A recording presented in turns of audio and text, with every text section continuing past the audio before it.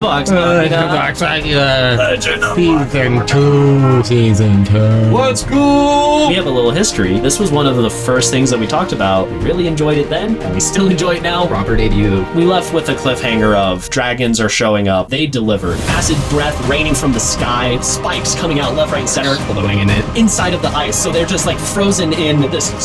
You have a lot of chaos. There's a lot of very big visual cinematic points. Yeah. What are we gonna do? We have to do something. We have to do something. This is way beyond us. There's no way we're gonna be able to do anything.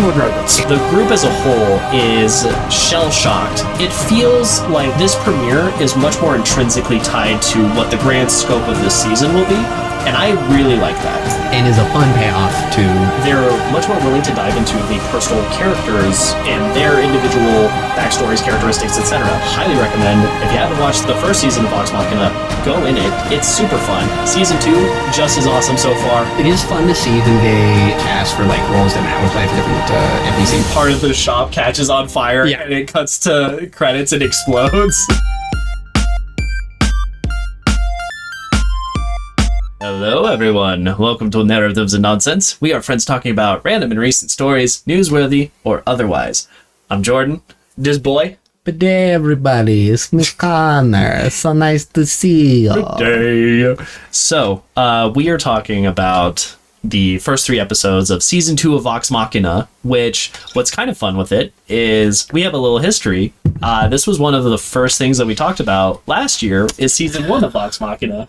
And we really enjoyed it then, and we still enjoy it now. We'll stay tuned for that, but following that, we also have some news from the last 2 weeks. Last week, we did not post because I was sick and did not have the time, the effort to record and edit and whatnots. I'm just a big slacker, and after that, a little bit of like random holidays for the fun day of Monday. So, going into it, Connor, how was your last week? Or 2? Sprained my ankle, so pretty much just on the couch. Yeah, we we both got taken out. Yeah. Him by his ankle, and then for me, I don't even know what it was. It was like a 3 or 4 day thing, because tail end of Saturday going into Sunday, and then Monday and Tuesday. And on Monday and Tuesday, because I took it off from work, I went and channeled my angsty, sick-filled rage into contacting customer service for like AT&T and Comcast. I dealt with them for like over 6 hours and then had to deal with them again the following day. But our internet is the plan we want it to be. My cell phone plan is switched. I got it switched for both myself and my grandmother, who I provide her cell phone plan for. Like, we're good now. But boy, it was one hell of a ride to get to that. And then, also in that, like, sick-fueled temper, I have a slightly new setup for my computer, because I had a 4th monitor and figured I would do something with it. I was slowly gathering pieces. So now I have a monitor that's above my other monitor, and then a second monitor that's like on a that's also on a like swivelable thing. So now when I'm at working, I default to like the standing portion of my desk, and then I can move everything back when I go to sit down to like play D&D. I had to figure out where I put map camera for D&D because I use whiteboards. So because I'm analog for that rather than photoshopping whatever maps or using a dungeon generator or whatever. It's been an adventure. So yeah, goodness, that was the majority of my week. Like the few days that I was working, it was just me going, wow, next week I'm gonna have to pull some overtime because I have a lot of shit to do. Oh god. Otherwise, what goodness, Colorado, it snowed, it's snowing. It's going to continue to snow.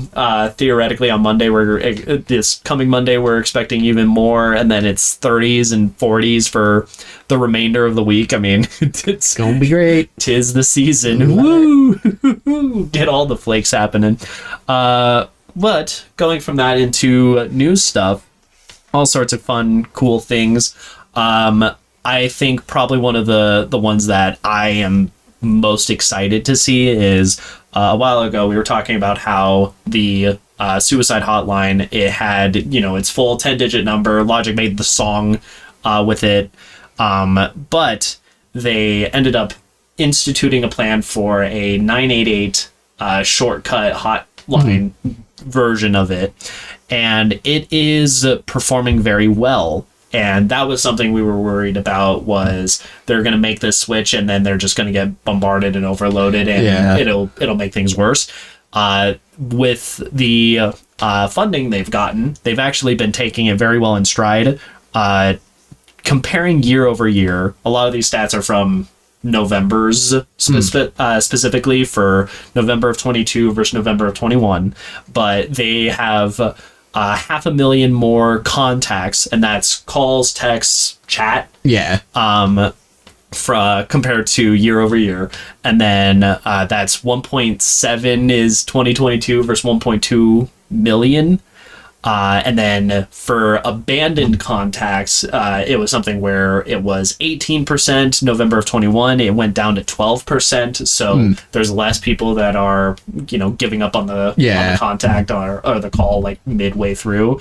And then for like the wait for a response, it went down from 3 minutes in 21 to only 36 seconds in 22, which is nuts. Like, for the company we work at, we're still trying to figure out and work around how to like maintain call averages like that. So they're really crushing it. Those are some good numbers. I will say there is some work to do. It's not consistent across like the entirety of state to state. So they said like in Maryland, it's like 89% of calls are picked up versus in Texas, it's closer to like the 50s. They're also putting into place a lot of different specified options. So like cultural focuses, LGBTQ specific needs calls, mental health, whatnots. It's something where they've now got, Spanish speaking, stuff like that, where they're really just hammering down who needs what and how can we make that as accessible as we can. So very happy to see that. Mental health is something that I'm very much a big proponent on, just making that more accessible to people. So glad to see just how much improvement we've seen with that in 1 year's time. Going from that to other more culture focused stuff. Here in the US, the Department of Interior has led this larger scale project, but in more recent news, they have renamed 5 different places that were using a racial slur for Native Americans, specifically for Native American women. That's something that it was in California, North Dakota, Tennessee, and Texas that they renamed these 5 places, but it was part of a larger scale project where on a federal level, they're trying to remove that language from being in use, using something that is more either demographically appropriate or just nixing that, using a new name altogether. For instance, there's the river in Texas is named after some dude that lived by the river, as just an example. So it's like Isaac Lynn or something like that. They just used his last name. So that's something that was this bigger project where they went through and have renamed about 650 different locations just to kind of say, hey, like on a federal level, this is not acceptable. This has been long overdue.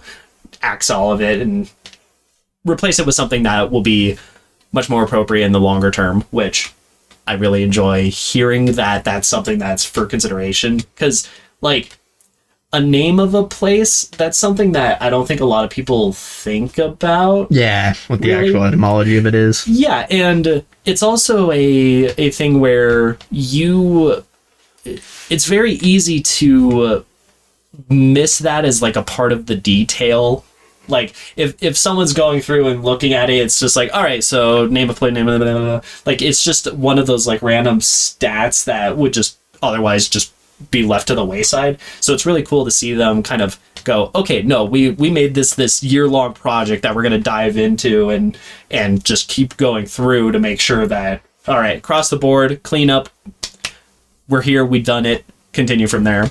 Going to that to a different side of U.S. governance stuff, the FDA Modernization Act just went through, and the premise of this is basically just getting more tools in the hands of the Federal Drug Administration, whatnot, Food and Drug Administration, in the more specific aspect that was really cool to see highlighted.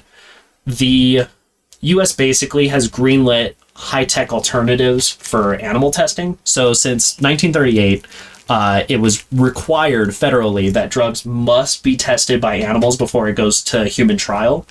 And as time has gone along, I mean, medicine's gotten better. It's gotten much more specific to whatever ailments, treatments, etc. I mean, we're doing stuff where we're handling things on like a molecular level at times, and animals in a lot of places it's getting to a point where it just doesn't really cut the needs that we do, and it's unnecessary to test it on animals, or it's potentially just kind of a bureaucratic level of forcing this to happen and possibly causing undue harm or pressure or blah, blah, blah. And now it's something where this new act that went through is enabling higher tech alternatives such as tissue chips, where you have just like a small segment of just lab grown human tissue that they're seeing, and they're getting much more direct correlations to effects. For instance, there's testing for like medications for cystic fibrosis as an example, where they're able to get a much more one-for-one idea of what kind of reaction would somebody undertaking this have as a result. So it's much more specified now, and it opens it up to just having more like organelle testing, or basically like having a like flesh clump of a clone of a liver kind of thing. Much more direct, way less animal involvement, and the animal involvement that we did have was getting questionable efficacy anyway. Like we tested on, we tested mice and pigs and dogs and cats. Rats, anything in between. Yeah, and it's something where we've just kind of moved past the point of you do penicillin, penicillin does its job. Barbaric, if you will. Yeah. We're testing medicine that needs a much higher approach, and here we are. So that was something that's very cool. We live in the future. It's awesome. Going from that to Brazil. So the newly elected President Lula, it's something where he had a run from 2003 to 2010 before he left. He's back now. And with Lula, one of his big things is being a very big proponent of environmentalism. And in the past, it was something where he effectively reduced deforestation efforts by 72% to near record lows. Well, with him back in place, I mean, a huge part of his campaign was, we're going to focus on the environment again, because we got a little bit sidetracked there in the last, like 4+ years or whatnot. So from here, they actually set out their first anti-deforestation raid. It's something where they have satellite images of areas where there's illegal logging or farming. So they'll tear down rainforest sections. They'll plant crops in the hopes of converting it to like cattle farm. Yeah. And this is a multi-state effort. There are dozens of people that went to go check it out for this first kind of recon/raid. When they arrived on site, they found the site was recently abandoned. There were still like large stocks of food and whatnot in the structures that were built. So it seems like that either already, because Lula was so very adamant on no, we're getting rid of this deforestation nonsense. People are already getting out. That they're already getting out, or like they were getting forewarned that like people were on their way, because you drive through or you're cutting through parts of the forest to get to these kind of isolated locations. So already we're kind of seeing that effect of no, you were getting away with it, that's not going to fly anymore, and them reacting accordingly. And it was really funny because the response from one of the troopers is, next time we're going to fly in on helicopter and really get them off guard. like, so just seeing the immediate change in policy or approach having that effect, it was kind of a neat sub story for what the next X amount of years might look like there. So that was really cool as far as environmentalism goes. Similarly, for the environment, solar prices, it looks like those are ready to plunge. It was something where the last 2 years we've been seeing the smaller pieces of solar panels, like polysilicon materials, just getting really stretched thin. Prices go up as things get thin. Supply chain issues, all of the crazy fun worldwide COVID stuff that makes that process that much harder. Well, towards the very tail end of this last year, there were a large number of factories that started to like kick online for producing more of these materials. And since November, we've seen polysilicon go down in price by about a third, and then polysilicon wafers go down even further than that. It potentially having a 55% price decrease. Like since the beginning of this year, given both the demand for, we want more renewables, and then extra demand pushed on from we're getting away from gas, the whole Russia-Ukraine thing really kicking off a lot of this environmentalism that we've kind of been seeing when it comes to energy sources.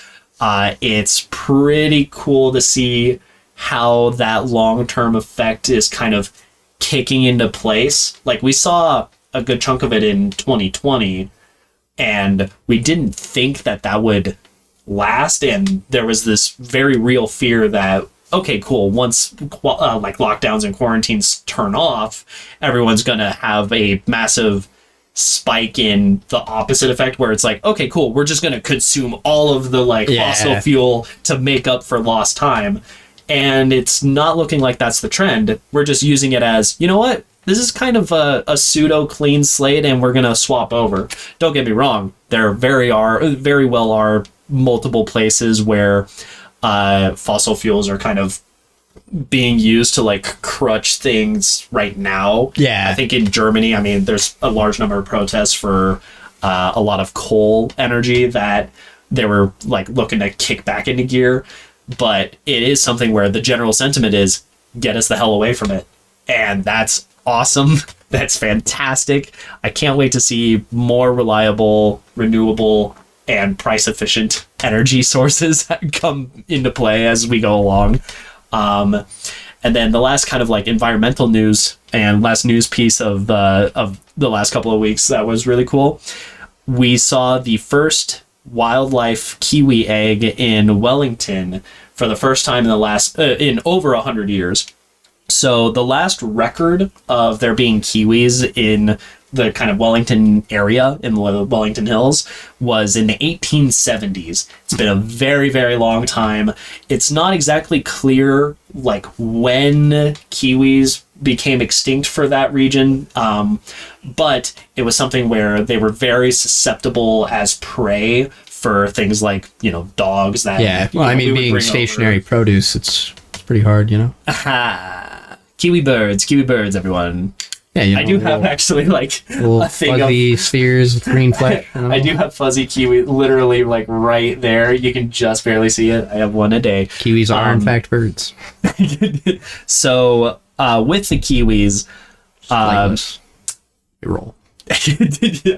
So with the kiwi birds, it was something that this last year they introduced 11 to the area. Just all right, we've met all of the criteria in late 2021 for making sure they're good to just and be reintroduced, and they're not gonna just be destroyed. Overtake the cherries. Yeah. So they were introducing this last year in November, if I remember correctly, and Was with it the 21st 11 night? What? I'm missing something. 21st. Oh, type the 5th night again. Yeah, remember the 5th of November? Sure. Is that what you're referencing? The gunpowder, the treason, the plot. We're going to replace gunpowder with solar panels and treason with kiwis. Yeah. That's the Coming for you, West Virginia. So, yeah, kiwis. They're being reintroduced, and it looks like they're happenings. There was also another thing that I saw where there was a bald eagle that laid 2 eggs on a live stream. I wonder if we'll see something like that for kiwis. That'd be interesting.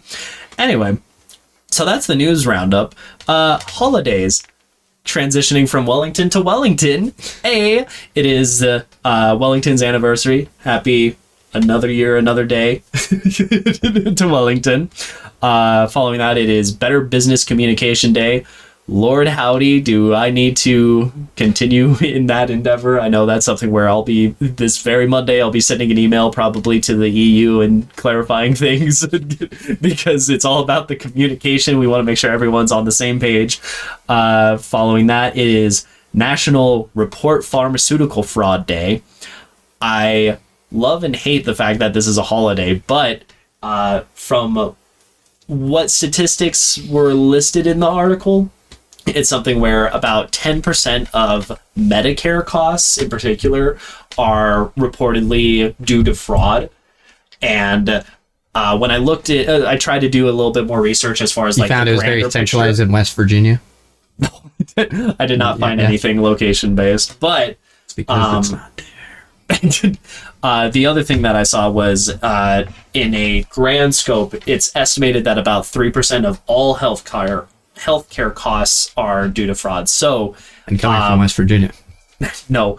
And with the National Report Pharmaceutical Fraud Day, the key point of that, as it being a holiday, is to celebrate and call attention to whistleblowers within the industry because it's very important. There's a lot of money and a lot of lives and a lot of quality of life measures at stake. So We must unite against the West Virginian Medicare fraud racket. it's just the lizard people of West Virginia. It's not just... There are no people. There are only reptilians, thank you. There are no lizard people. That's not a That's racist. reptilian.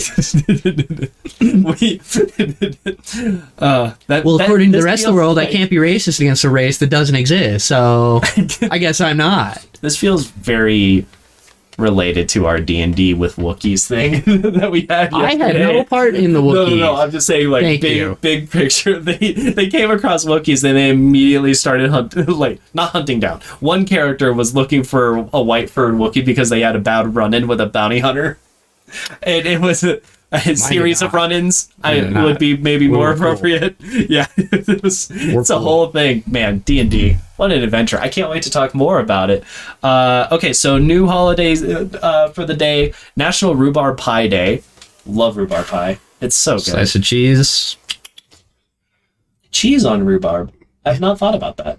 Cheese on any pie is good. Not like filling pies. Cheese is a very good condiment for just about everything. I haven't thought about that. That sounds awesome. Ever watch though. Men in Black, my man? It's the Agent K special order.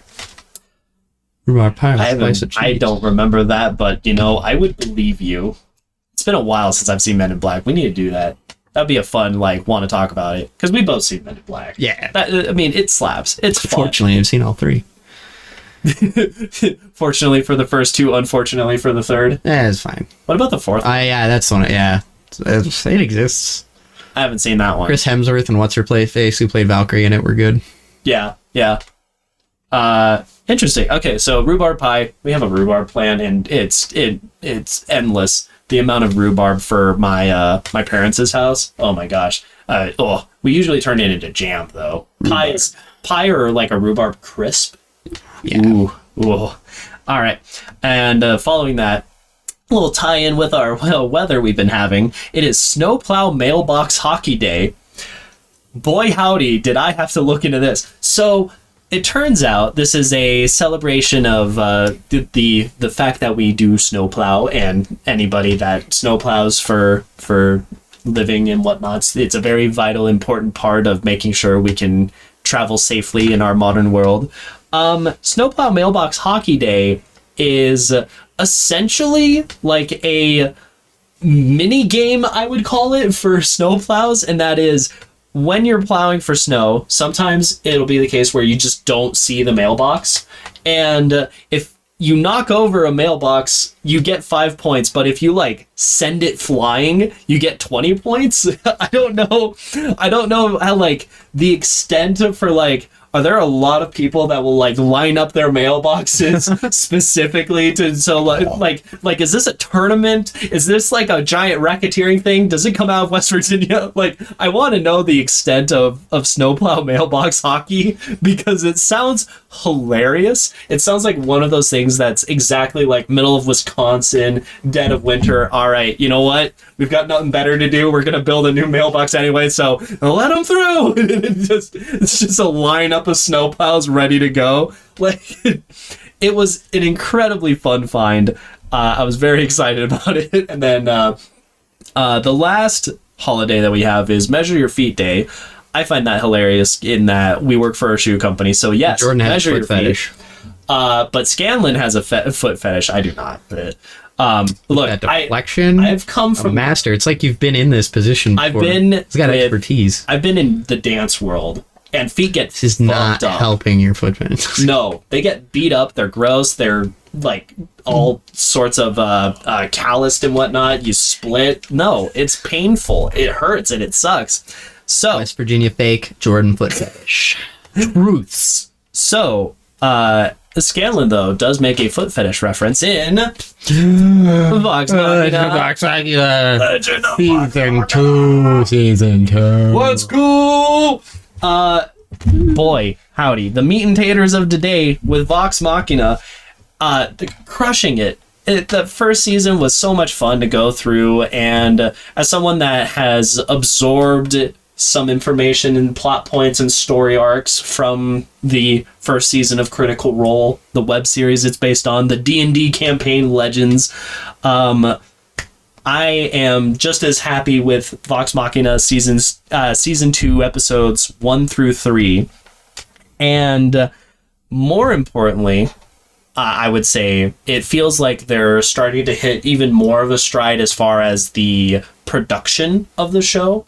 It looks really good. The 2D has gotten better. The 3D animation, which I was a little bit iffier on with the first season, this time I'm like, all right, yeah, no, they're framing it well. They're choosing good lighting and shots. The cinematography is really unique and very special in a lot of places. Like it's being used to its fullest extent, and you have a lot of chaos that happens in the first episode especially. Yeah. But in all three of these first, this premiere for season 2. There's a lot of very big visual cinematic points. Yeah.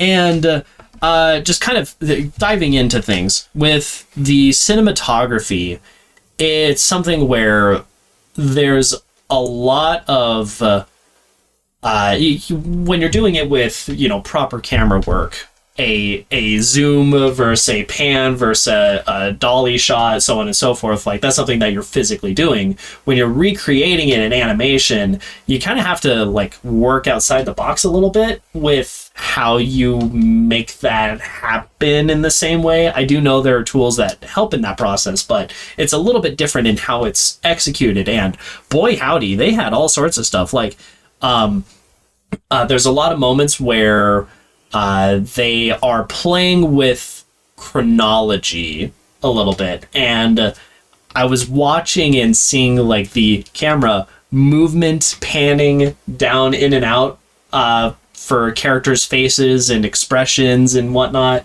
especially in the midst of chaos, and seeing it where it's all Dutch angled for like things are about to get weird or wonky. It was just so much fun. It was very exciting. I don't recall having a lot of that excitement with the first season, at least if nothing else with the premiere of the first season. I do know my initial reaction was they're doing a lot of like the stationary camera stand and talk. That did not come through at all this time around. I was just like, oh my dynamic gosh. which was quite nice. Yeah, super dynamic. Following that, acting, I mean, it's still 10 out of 10. It's made out of a group of voice actors, and then you got voice actors with voice actor friends. I mean, they're crushing it on that front. It is fun to see who they cast for like roles that Matt would play through like the different NPCs and stuff. Like that is fun to go through and see and be like, oh hey, like what would otherwise be just Matt doing another Matt voice. They end up getting Matt doing another amazing voice. You mean? Yeah. Thank you. Just another Matt voice. No, when I say a Matt voice, I mean it's like you've just opened like the Torah of voice acting. There's so much stuff that he does that I could only dream of. Like it's fun as hell. It's so good. And then you get like the classic actual Matt characters coming in too. Like gosh, it's great. Avoiding spoilers, 10 out of 10. Sound, music, I thought it was suitable.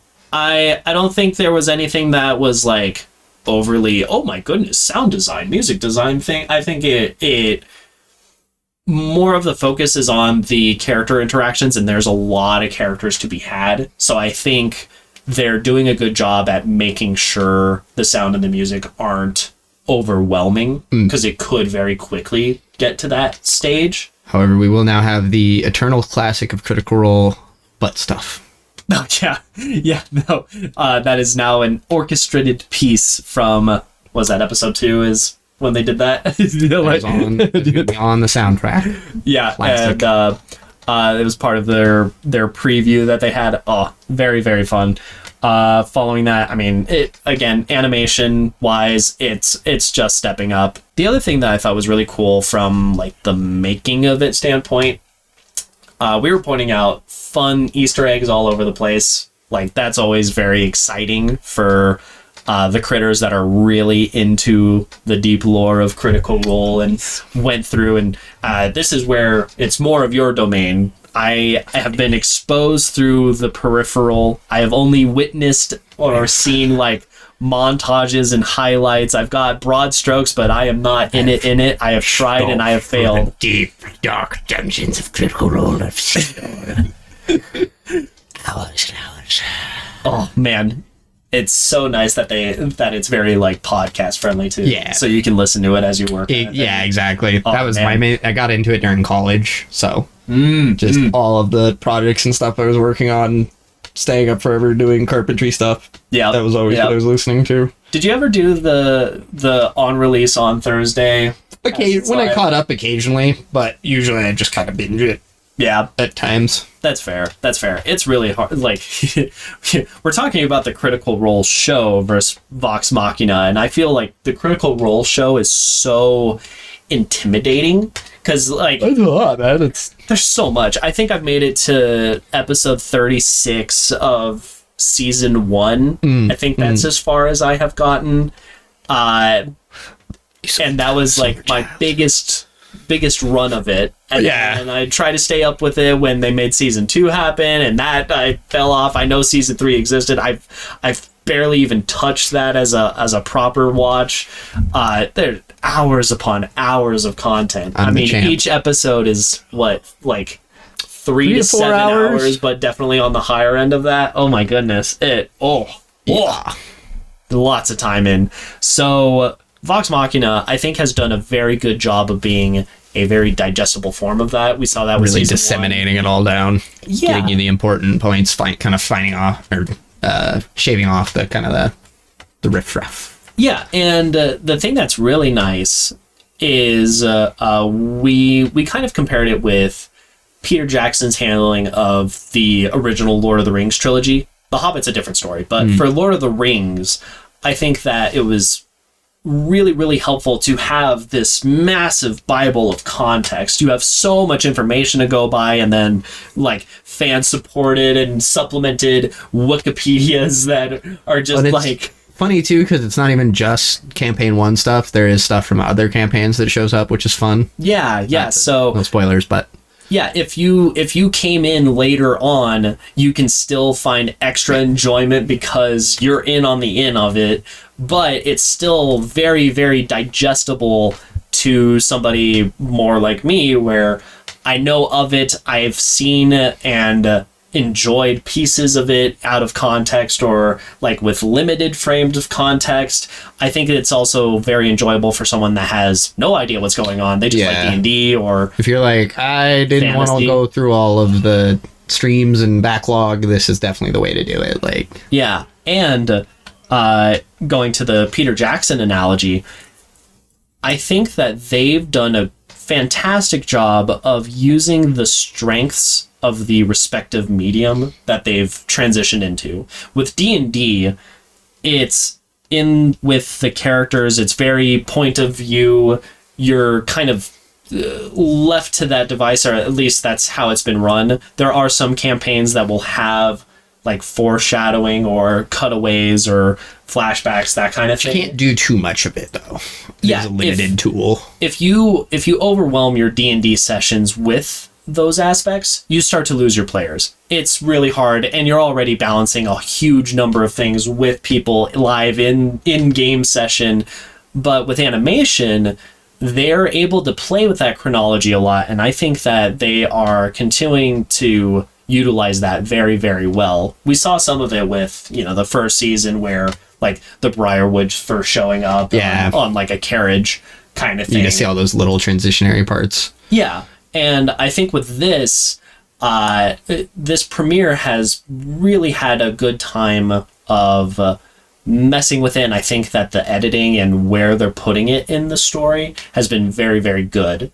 And I think it really does add extra investment and dimensionality to this, very grand scale of storytelling. So that was something that's very cool. And it brings a little bit of element of newness or freshness that maybe older critters that have been through the thick of it would get extra enjoyment from.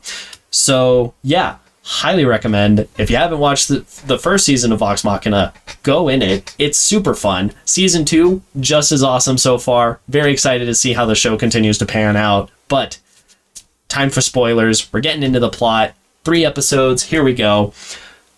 Episode 1, I dubbed the Run Like Fuck episode.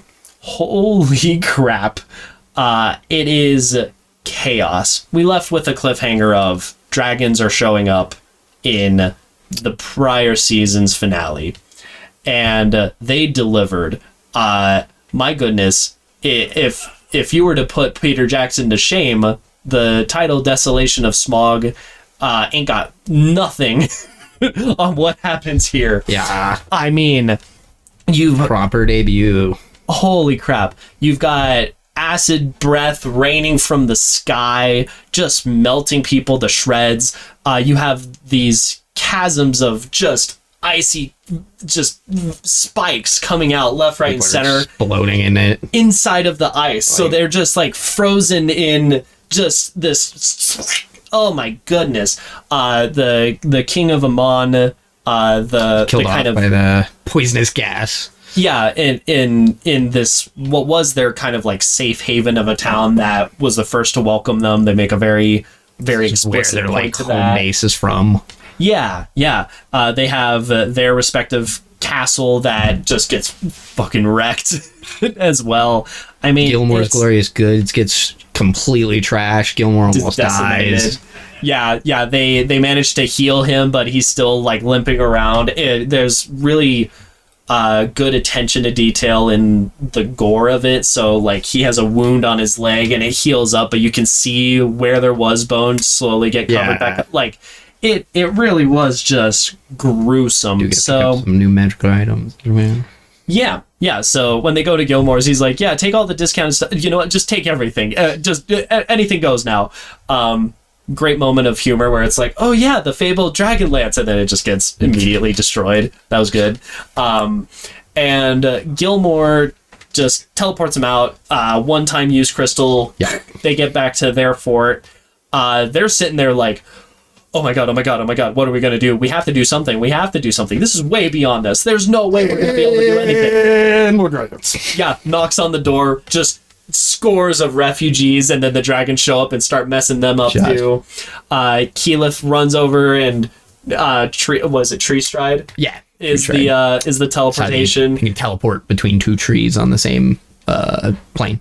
Yep. So they managed to get some of the refugees, not all of them, most of them die.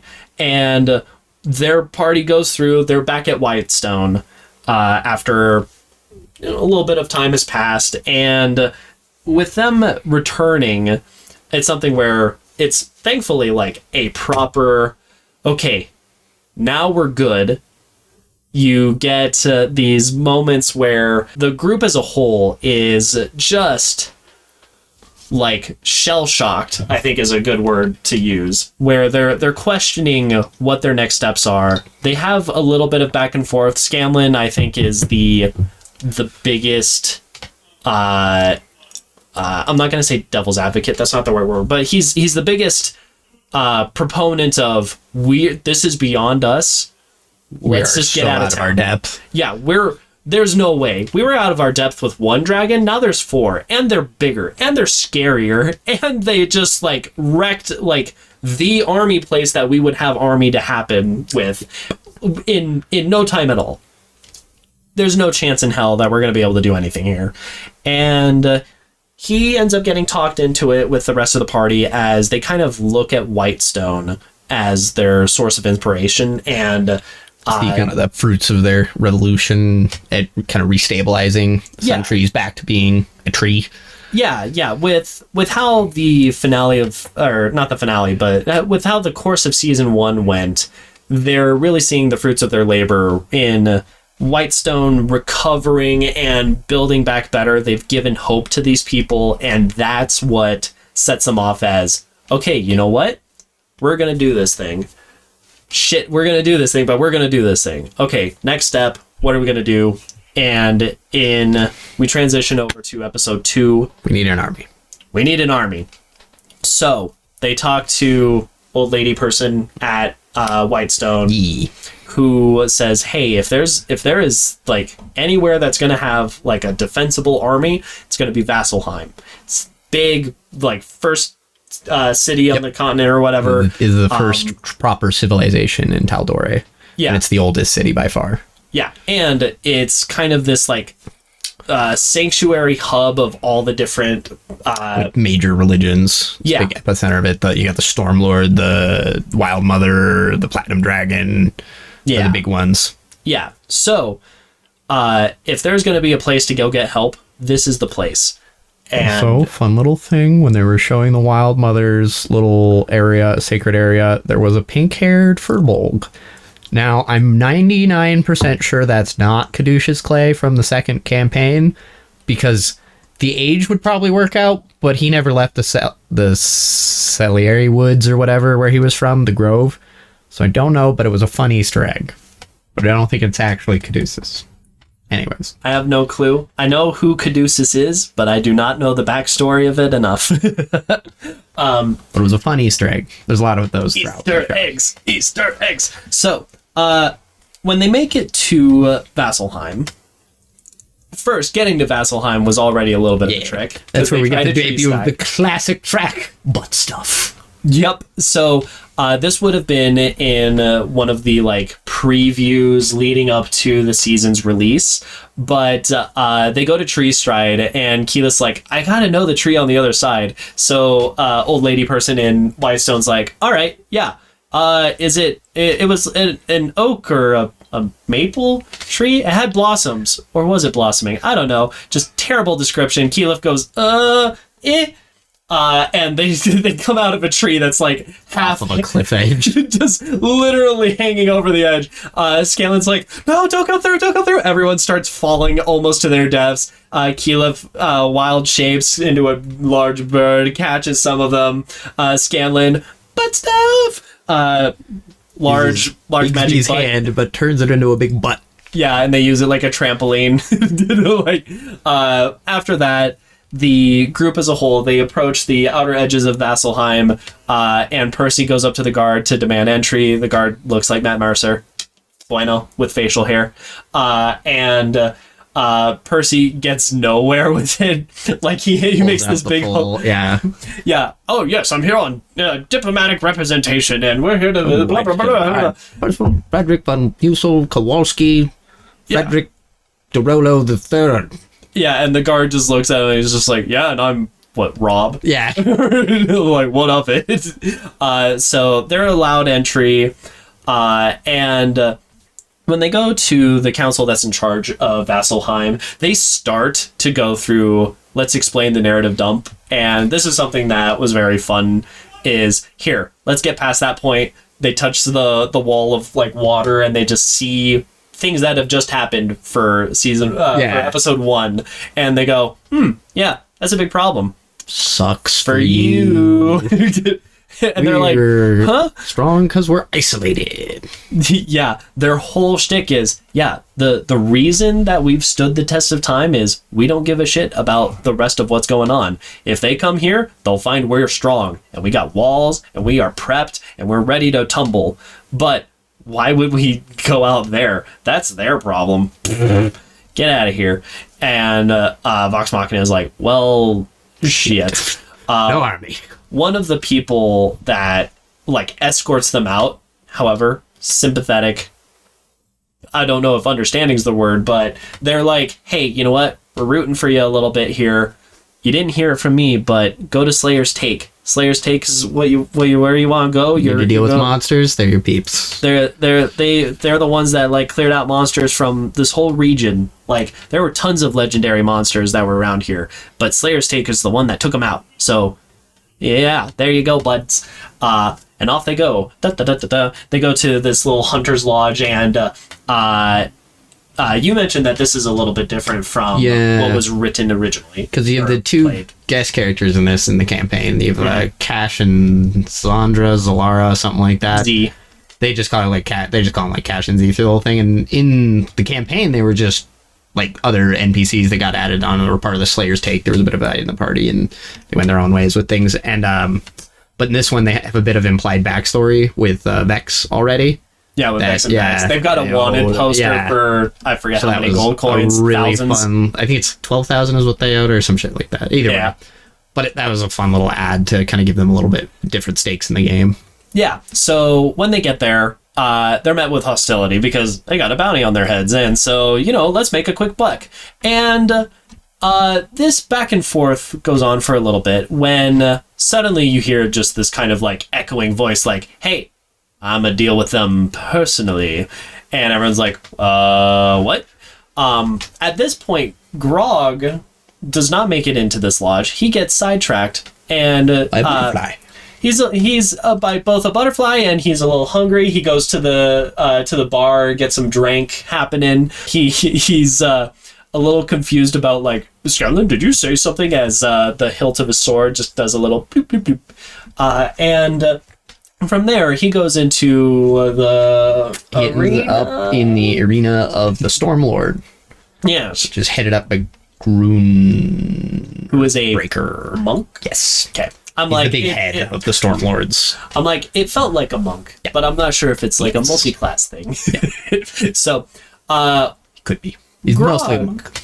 Yeah. Grog goes in, and he has an interesting one-on-one with this monk, who proceeds to just beat the snot out of him in the most delightful way. And this monk keeps asking, hey, where does your strength come from? And Grog keeps throwing out answers, and then he's like, oh, it's one of those trick questions. It means it's from my heart or whatever. And then he's like, no, you're wrong. Punches him into a wall again. It was very, very good. He taunts the fact that he's got this big sword and he doesn't even know what he's wielding. As it cuts into his hand and starts draining its blood, Grog gets even bigger and musclier and angrier with it. He gets super powered. Shows the weakness of your mind that you use a blade like this. Yeah. And while this is going on, back at Slayer's Take, they've fallen through the floor into this massive dark chamber, and there's these two blue glowy eyes that kind of swivel between. Again, cinematography was so much fun. This is probably one of the cooler sequences out of the premiere as a whole, but honestly, going back to season 1, I don't remember there being a sequence that was as memorable to me as their encounter with, wouldn't you know it, a sphinx. And the thing that's really fun with it, again, going back to, I think they're really figuring out how to use their 3D well, is the sphinx is kind of obscured by shadow for the vast majority of this sequence. They're doing a really good job of like blending the models in with the environments a little bit. Yeah. It's very not quite painterly, but approaching that, where it really does just feel like this is There's a lot of statuesque compositional stuff going on that makes it work a lot better. Yeah. So this sphinx just starts ripping into each one of these people by throwing them. They separate out one at a time, and it just starts casting every single doubt it can, mentioning you're always there trying to impress your sister, and you're always trying to, prove yourself against your father, and so on and so forth. I mean, it just taunts, and I think it's very appropriate that you've got the Sphinx playing mind games. It's very, riddles of the Sphinxy kind of ideation. Very fun, very cool in how they presented it, and then following that, I think my favorite one is, after all of these taunts for all of these individuals, we get Scanlan's taunt, which is he's like, you can hit me with with whatever you've got. I know I'm annoying, but yeah. I mean, at that point, it's one of those things where it's like you deal with a comic or a comedian or a performer. It's like, I've been heckled every left, right way under the sun. Hit me with what you got, and the Sphinx goes, dude, no one cares about you. Why would I be any different? I don't care. And Scanlan's like, oh, well, shit. 10 out of 10. Great character moment and way to convey a performer's worst nightmare. Obscurity. You're irrelevant. And then following that, the Sphinx goes, all right, well, here's the deal. Y'all suck, and y'all are full of all sorts of insecurities. How the hell are you gonna go save the world? Couldn't even beat me. How could you beat any of them? Yeah, you can't beat me. You can't beat them. You can't even muster the courage for yourselves as individuals. So here's the door. Get the hell out of here. And Pike goes, nah, fuck that. You guys, we might not have any idea of what we're doing, but you know what? We're going to try, and we came here for answers. And the Sphinx is like, bro, you're going to die to do this? Really? You're really going to die in the futile effort of fighting all this? And Pike's like, you know what? Yeah, we will. Screw you. And the Sphinx is like, all right, good. That's what That's what you needed. That's exactly what you need in order to do something like this. All right, here's the deal. Across the way. Vestiges. There are vestiges, big superpower items, and has this very cool animated sequence where I likened it to nebulas and the constellations in the old Sinbad movie that Eris has just had a child almost. Yeah. Very, very colorful arty. Some of the coolest visuals in this entire series so far. Yeah. So she explains the importance and power of these vestiges. There's a number that are kind of spread all over the place, but there's one close by. They are directly related to gods. These are magical items passed down to the gods, like their champions. Yeah. So one nearby, there's a temple, there's a lake. You're going to want to head there. Sphinx brother is there. Another Sphinx counterpart. Mate, that's what it was. Because Scanlan makes a mate joke. That's right. So the Sphinx gives them guidance and says, all right, off you go. And the rest of the hunters in Slayer's Take see them come out and they're like, you're not dead? What the shit? And what's really fun is this kind of introduced dynamic where they're like, well, how come she told you about some magic temple bullshit? We've been here this whole time. What the heck? I really love that dynamic of their own patron Sphinx is not giving them all the deets. And it kind of shows the Sphinx has its own goals aspect, and it moves its pieces how it pleases. Yeah, and it kind of potentially adding to that layer, the Sphinx understands the scale of the dragons doing the dragon stuff that like the council at Vasselheim doesn't quite get. They're more wrapped up in like the immediate politics of the thing, while the Sphinx is like, no, big picture. Let's make shit happen. I really love that idea. I think it to me, what really draws me to that idea is it reminds me a lot of kind of the Star Wars prequel prophecy type stuff where it's like, here's the big picture, but then the Jedi Order is very wrapped up in, we have our rules and we have the way we do things and we have the Senate that we got to worry with. This is good and this is bad. We're doing trade negotiations and so on and so forth. When it's like, no, here's the idea, big magic power stuff going on. Let's get into it. So, following that, they're making their way on their out the door of Vasselheim to go see what this lake's about. On the way, Percy stops at a black powder merchant. Hooray, Victor! Very, very fun. Legendary NPCs. Hilarious. They even do the 3-finger gag joke that I lost 2. And he mentions that, you're the second customer to come by this time around. And Percy's like, what? Who is the other one? And he describes the person. Percy goes, Ridley. Oh, no. All right, well, black powder's going to be a bigger problem, but he's swept away. That's a threat for later to go down the ways, and off they go. They depart from Vasselheim and make their way towards this little dungeon crawl of a temple. Episode 3.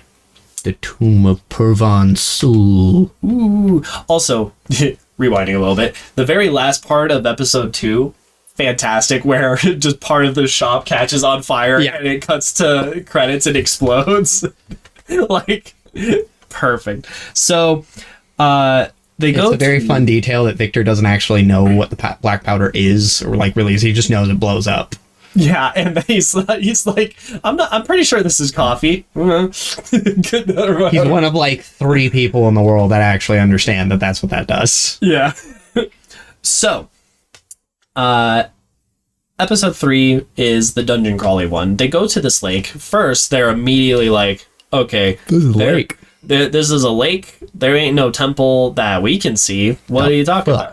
Is the Sphinx just wrong? Like, what the heck's going on? We have a vision with Pike, who witnesses the dragons are the burnination. the burnination of the town. They go full Trogdor on the villagers, burninating the countryside. They're having their own little like council sessions where it's like, all right, well, we've got all of the splendors we could get from here, and you guys went to Western, yeah, I think that's it. They go to another place off screen, and they're plundering that too. The dragons are having a good old time of it, getting their revenge in full fury for one of their own dying in season 1. So Pike wakes up and is just like, oh my god, I couldn't do anything. I couldn't save them. This is terrible. This is horrible. They just killed them. They just killed all of them. They took all of their stuff and then they just murdered them, and that's it. That's it. They're done with it. It's horrible. Just re-emphasizing like the stakes in the long term of what's happening.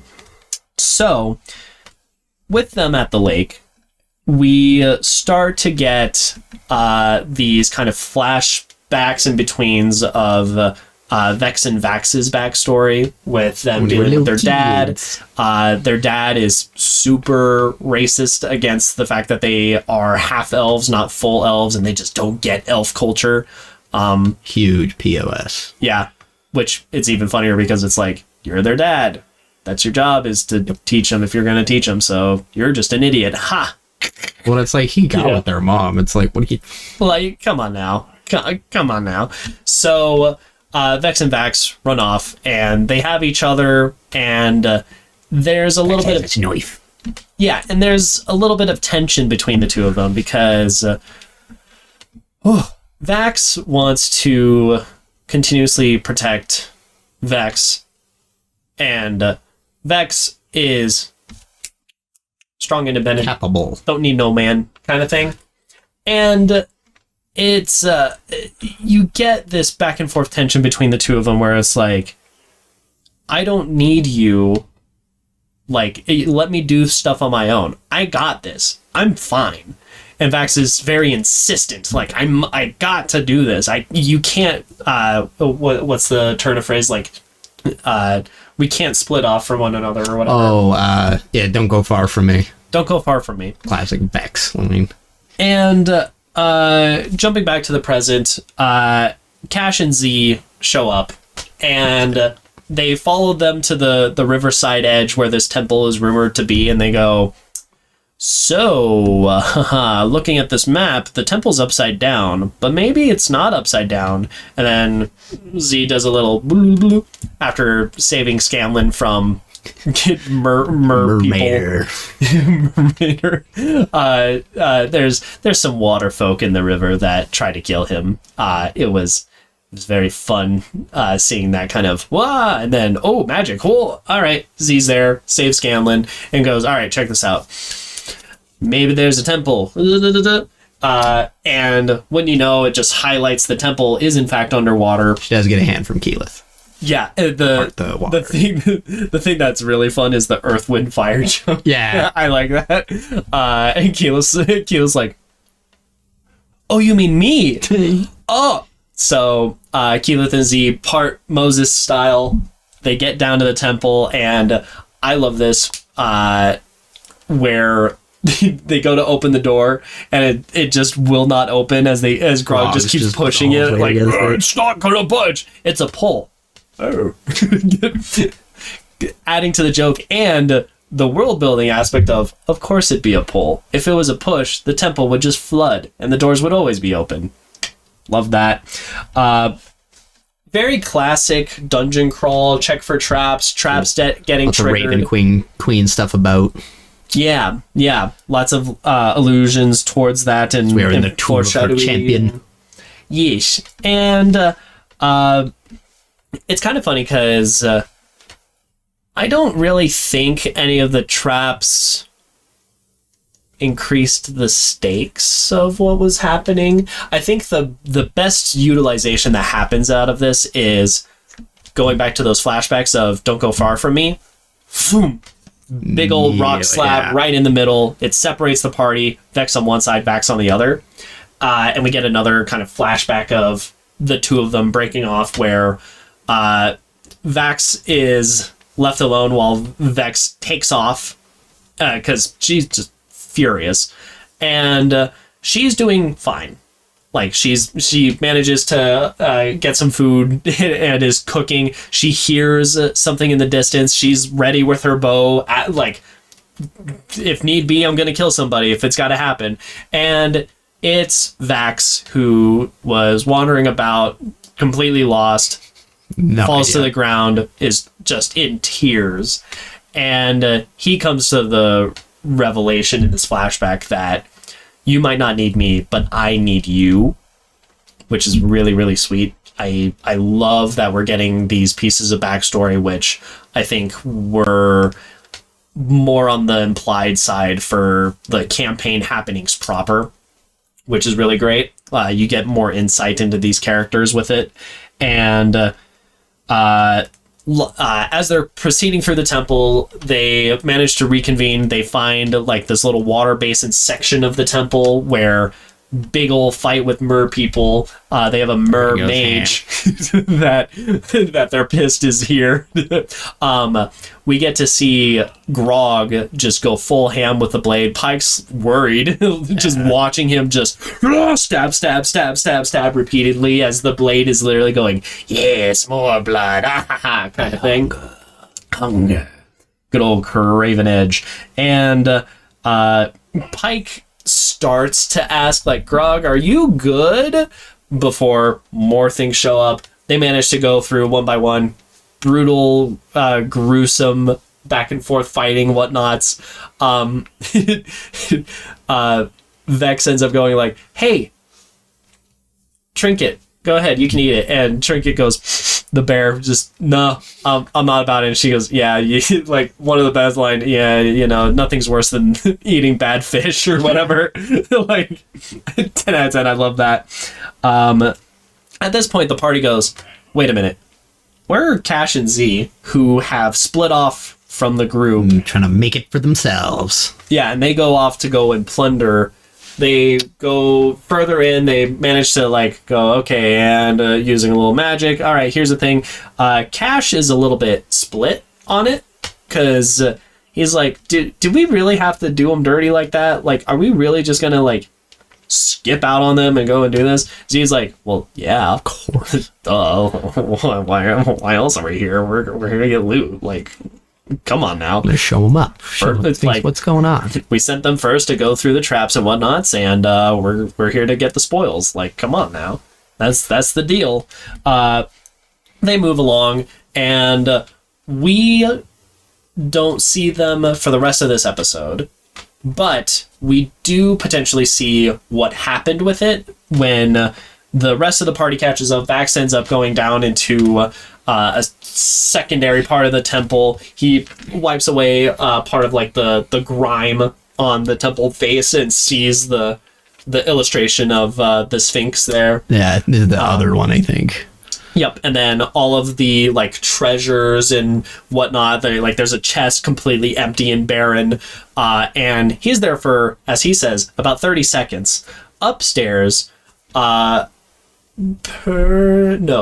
Vex sees the body of Mermaid, moves it, puts a tile into place, and wouldn't you know, little hidden coffer of their goal, the vestige, for the Raven Grave of Pervansul. Dun dun dun. So you can find the Deathwalker's Wall. Oh, so Vex and Percy work together.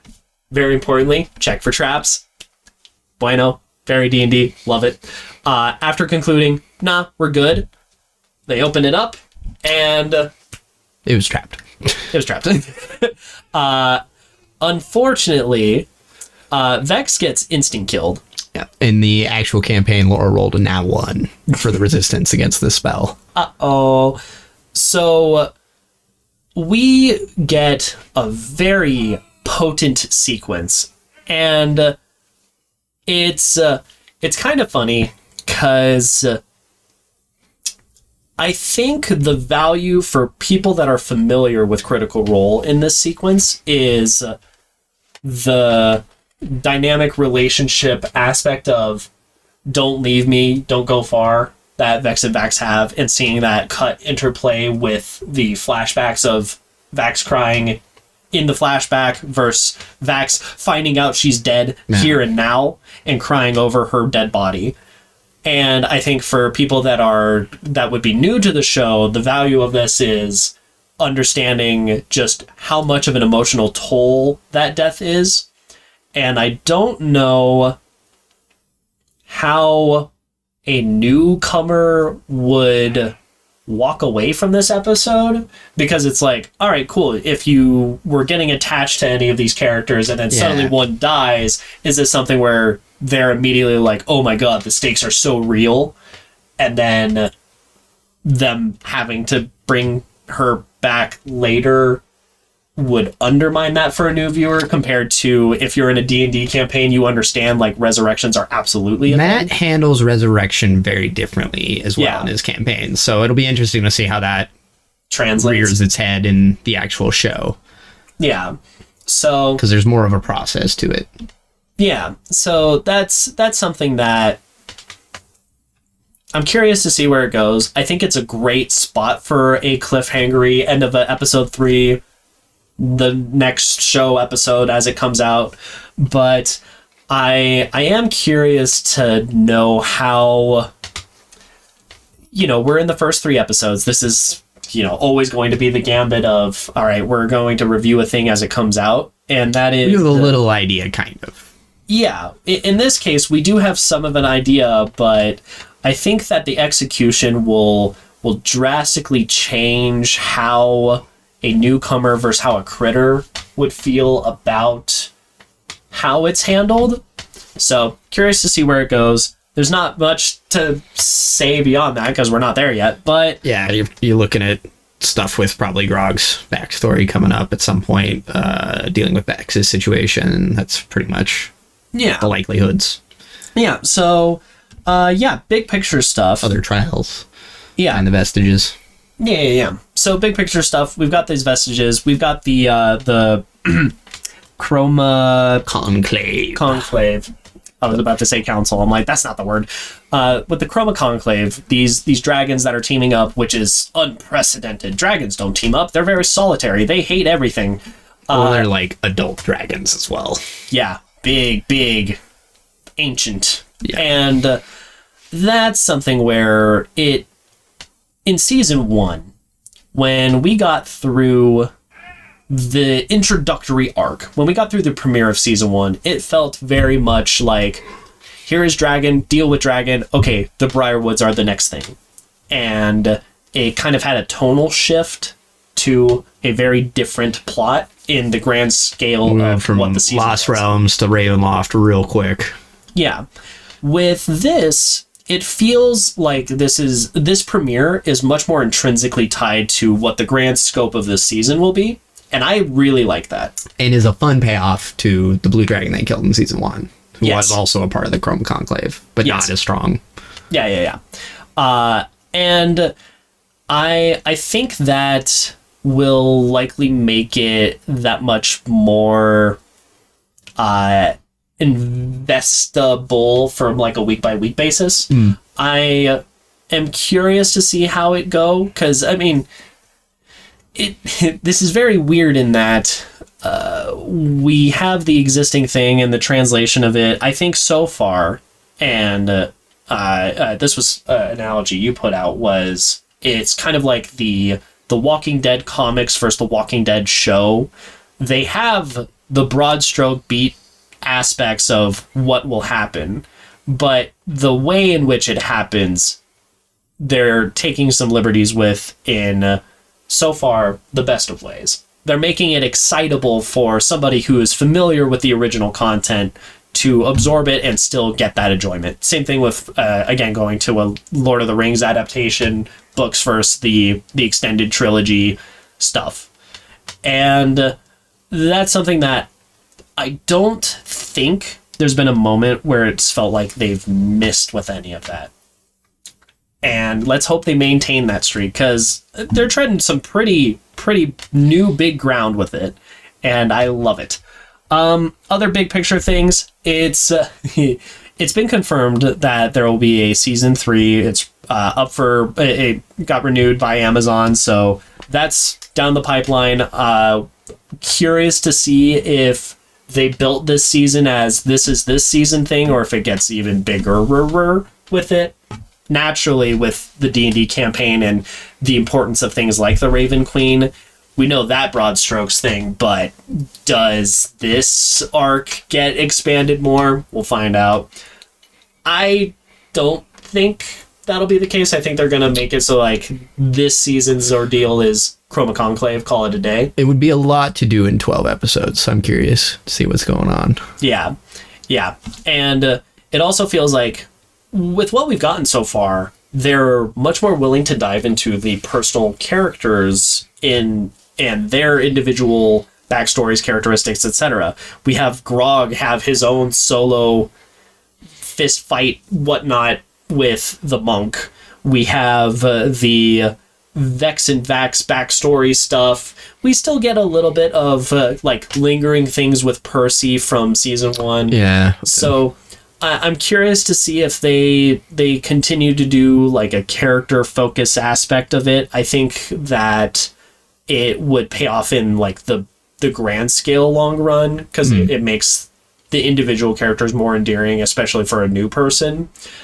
But if this show is something that, and it's hard to pull up what the numbers are for like how many people are watching the show comparatively with other shows, but if this is something where this is more made for this existing audience of Critical Role fans and You're D&D critter, fans, you're crit curious. yeah. If it's Slash something, just a D&D fan, I suppose. yeah, if Waiting it's for the movie. if it's something where it's much more specified to that audience, maybe they do get away with not diving quite so far into the individuals because they know there's peripheral content. If you want more of the individual stuff, you can go get it. Well, there's a lot of stuff of the individuals you can only get in this show. Like the Vex Facts flashbacks are really cool for that. Yeah. Like they have, a comic of backstory stuff. Yeah, that and they a lot released. of that's the shit stays. Yeah. So it's curious to see how that flies around and about. And with very recent news, there's the whole drama that is the open game license with Wizards of the Coast, who made Dungeons and Dragons proper. Well, they own it now. Yeah, with the open game license, it's something where it's like derivative content of D&D things. I don't think there's a lot of changes that would happen with the show because it feels like they've already made such changes or arrangements in making the show proper. They have illusionary references to Vecna in the first season, but they don't say Vecna's name. Similarly with things like the Platinum Dragon, Bahamut stuff. Like those are things where I think that they've skirted that line, or not skirted the line, but they've had some dealings or talks about, hey, what's good, what's not. Yeah. And they figured it out already before OGL changes came into play. So I think that long term, I think it's already going to be like kind of handled. I will say there were moments where it looked like there was a beholder skull in Slayer's Take as an example. I think that is, think it was a Cyclops, but I could also be a Beholder Skull. yeah. I'm Either like, way. it looks, it might be one of those things where it's like things that are a little bit more referencey to that kind of stuff. I mean, people make references to mediums outside of their own all over the place. Yeah. I mean, goodness, like friggin' R2-D2's in a Star Trek movie as an example, and those fandoms are very so. Yeah, I don't know. I'm curious to see if that has any long-standing impact as things go along. But yeah, overall, I think 10 out of 10. I mean, the first season was already fantastic. This one really pushed it, which is nice. This pushed it in all the right directions. I think every aspect of it has felt better than with the launch of the previous season. So we'll see where it goes. I don't know. We did a couple of episode talks last time around. So maybe we'll touch back on this later in the future. That's a shrug for now. I would say we're going to have to wait a bit if we did want to. But yeah, we're probably going to do it like one episode at a time. yeah, and like when it comes to show stuff, we like to talk about the premiere stuff, especially if there's more than one episode. There's enough content to really dive into it. Willow, Bad Batch, those kinds of things. MO.